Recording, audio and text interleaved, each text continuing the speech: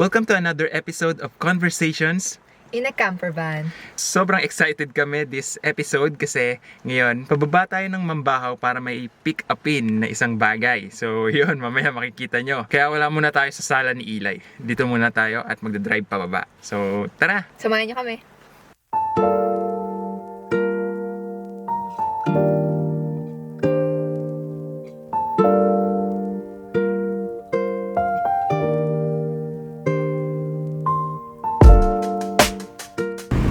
Yung malapit na kami sa LBC.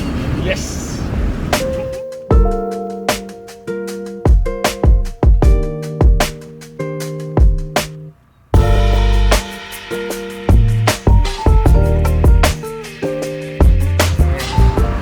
Go for it, babe. Go get that package.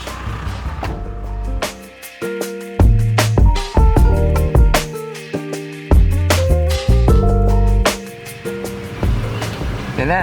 Yay!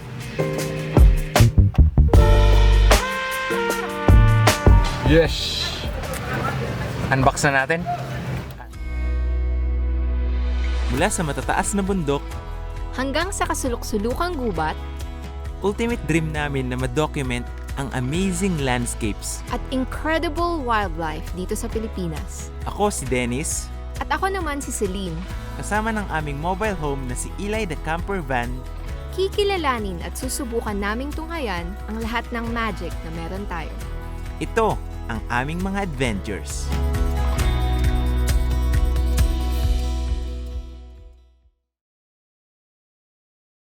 So, unboxing time na! So, babe, kanino ba galing tong package natin ngayon? So ang ating package ay galing sa Altitude Digital. Ooh, ang partner natin for 2023. Grabe. Yeah, bagong partner natin. Maraming salamat, Altitude Digital. Ano kaya to? So ito na. Buksan na natin. So ang ginagawa namin pagka may pinapadala sa amin, dahil wala nga kaming address sa nearest LBC, pick up na lang. Tada! Styrofoam. Styrofoam. Styro ulit. Oh. So, ito na yun. Ba, kaya to? Tinapay. Okay, next.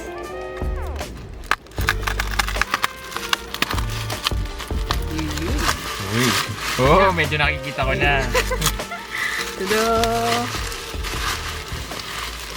Tada! Kinikilig. Kinikilig. Oha. Wow.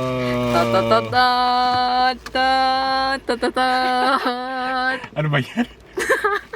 So, ayan. Insta 360 One RS Twin Edition. Maraming salamat. Altitude Digital. Kinikilig ako. So, kung napapanood nyo Mga yung recent episodes namin, problema na kami. sa vlogging camera namin. Then, ito nga, narinig tayo ni Altitude Digital. At pinadalan tayo ng Insta360 One 1RS Twin Edition. Twin Edition. Tapos Yes. meron pang invisible selfie stick. Yan. It's super excited. Unbox na, unbox. Sana natin. Invisible selfie stick. Wow. Tatatan, tatatan, tatatan. Hala, parang wala. Nakikita mo ba? Hindi ko nakikita, pero nahawa ko. Joke. Tapos, ano ba to? Baka kailangan mong may Teka. chant. Wingardium May Leviosa. Nagbago ka ng wand. Pull from the top to extend. Ooh. Fancy. Wingardium Leviosa. Yeah. Oh, Sorry, Eli. grabe ka kay Eli. Yan. Perfect. Yan, Ang handy perfect. lang. Handy lang. Ayos oh. Hello guys. Okay. Next. So okay na okay to kasi magagamit din natin habang umaandar si Eli. Yes.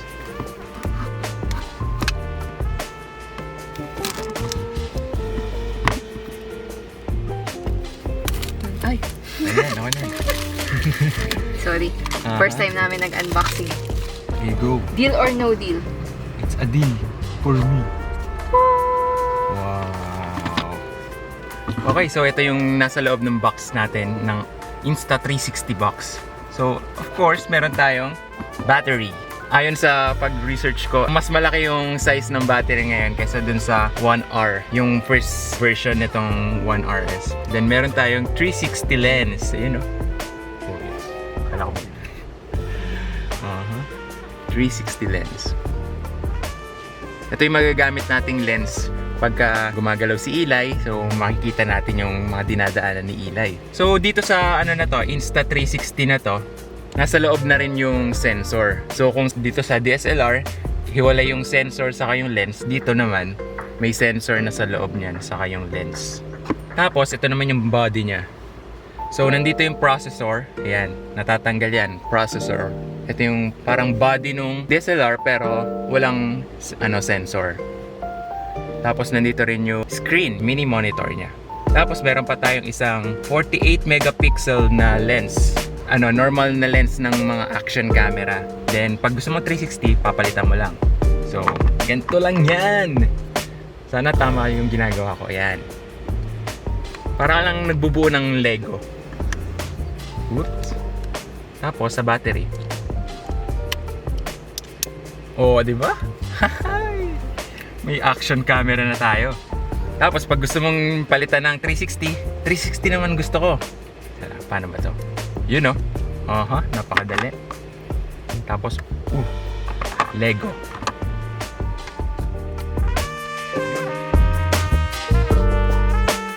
Tapos, lagay lang natin to battery ulit na mag-hold sa kanila. Sige. Paano daw? Yan. Yun o. So, ayun. Napaka-astig nito. Grabe.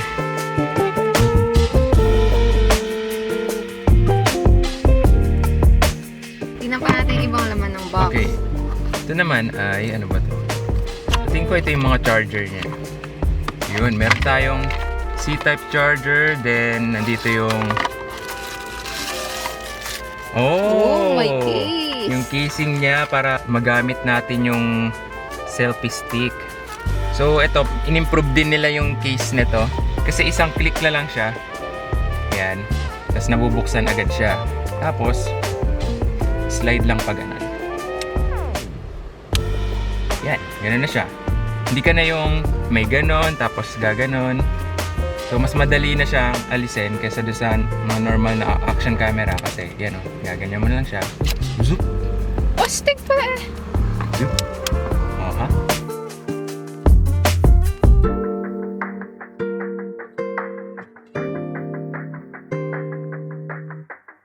Maganda nito, marami tayong naka-set up agad na ganito kay Eli. Para pwede natin pagpalit-palitin ng pwesto agad. Diba? Tapos, meron pang cover ng 360 lens. Yan, pag di ginagamit. Ayos. Naman, baka magasgasan yung lens ng 360. Then, silica gel. At ito ang, yan, pang mount. Sa selfie. Selfie stick mount. Saka stickers. Ayos. Tapos meron palang ito, microfiber cloth. So yun, sobrang supportive ng Altitude Digital. Maraming salamat sa pagsama sa adventure natin ngayong 2023. Dito. Yes! Kung hindi nyo pa alam kung ano ang Altitude Digital, ang Altitude Digital ay isang all-in-one gadget store. Yan. Doon kayo makakabili ng Insta360 1RS. At marami pang iba. Nasa Mandaluyong ang physical store ng Altitude Digital. Madali lang silang i-Google Map or i-Waze. Yan. Tapos, kung malayo naman kayo, meron din silang website, ang altitude.ph.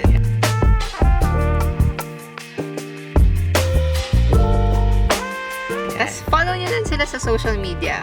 Ito yung, meron sila sa Facebook. Yep. Yan. Sobrang active nila sa social media. Yes. And yun, sobrang excited na gamitin to. So, see you later. Tutuloy natin ang ating conversations in a camper van.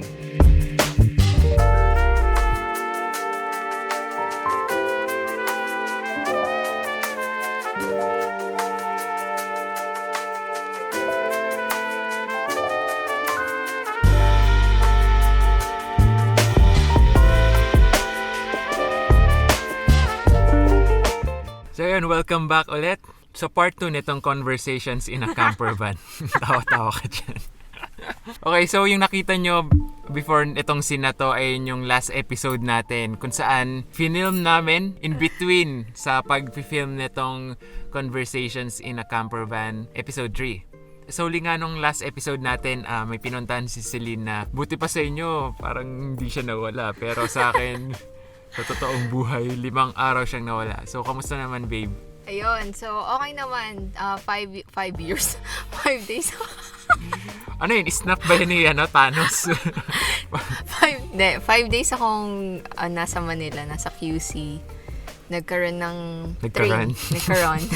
nagkaroon ng training, in-person training dun sa fellowship kung saan ako kasama. Ito yung Philippine Content Creator Digital Hub, organized by Climate Tracker tsaka Oxfam. So yung pinag-aralan dito, tinuruan kami kung paano i-angle yung mga stories na kine-create namin via a climate perspective. So, yun. Very enriching yung experience na yun kahit na na-miss ko si Dennis o si Eli.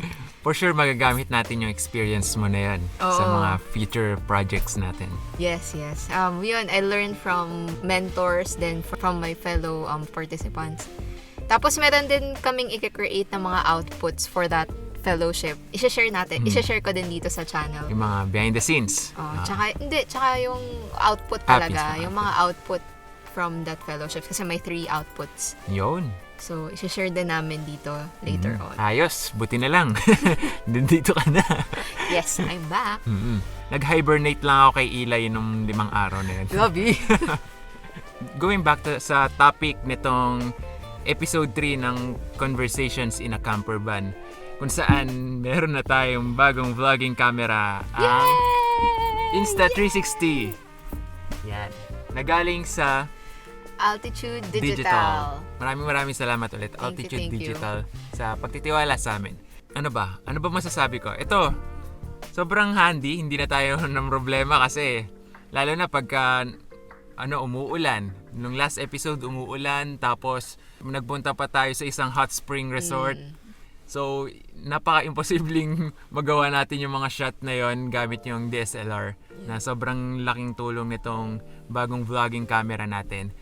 And, ayun, nung una parang nangangapa pa ako kasi inaayos ko yung settings niya. Hindi ko alam kung ano yung best settings. Pero sa kalagitnaan nung last episode, sa tingin ko mas gumanda na, mas napakita ko na yung full potential niya or at least 90% ng potential nito kasi mag-research pa ako. So, for settings, ang ginawa ko dito, yung sharpness niya ay ginawa kong medium lang. Kasi out of the box, very high siya.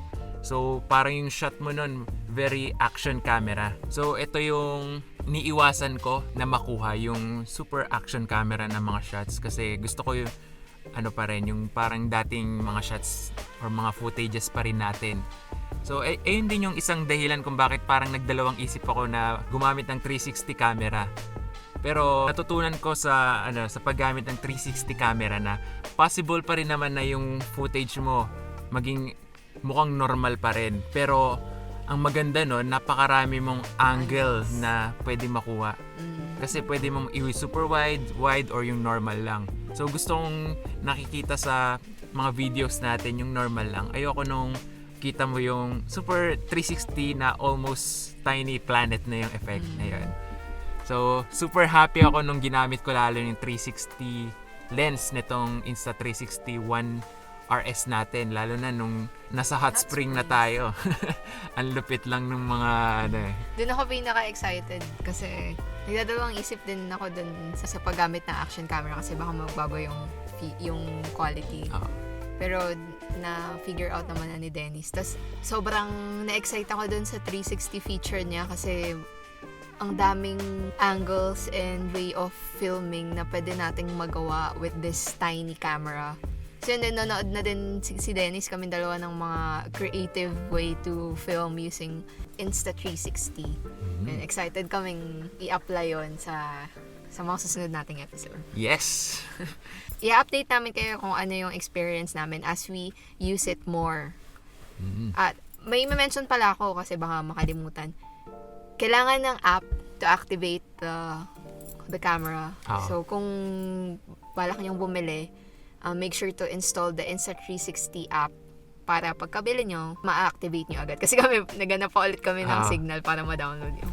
Kasi yung sa first location natin last episode, walang signal dun eh. So, nag-drive pa ulit kami para lang makapag-download ng app tapos ma-activate yung Magamit camera. namin. Again, thank you sa Altitude Digital. Maraming salamat. Sobrang masaya kami na pinagkatiwalaan nyo kami. And yun, so it means a lot. Balita sa main goal natin dito sa Camiguin. Kung natatandaan nyo, ang main goal namin ay umakyat sa Hibok-Hibok para makapag-document. Yun, maulan pa din. Oo, inuulan pa rin kami dito sa Camiguin. Pero dahil meron na tayong vlogging camera, si Mad Eye. Pinangalan namin Mad Eye. Mad Eye. From Harry Potter, di ba? Yung mata. yung mata. Kasi 360. Ito, one problem solved. Wala na tayong madadahilan, kundi ang weather. talaga. Pero chinek ko yung weather forecast. Sa Tuesday daw, medyo may room na sunny. Susubukan namin kung makakaakyat na kami. Okay, stay tuned. So, kung may mga question kayo, lalo na ngayon na parang mas marami na tayong dito sa channel natin na kaka-discover pa lang ng channel natin. Hello sa inyo. Hello. Leave your comments or questions. Oo, lahat ng mga questions nyo about sa van life namin, dito ilagay nyo, i-comment nyo lang para next Conversations in a Camper Van, sasagutin namin yan. Mga common questions, common misconceptions.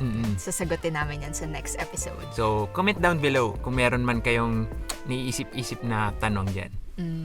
So, yun, maraming salamat sa pagsama sa amin na i-unbox itong bagong vlogging camera natin. Ayun, sobrang thankful lang talaga kami sa mga nagtitiwala sa amin. Kaya sinishare din namin sa inyo kasi alam nyo naman yung struggles namin.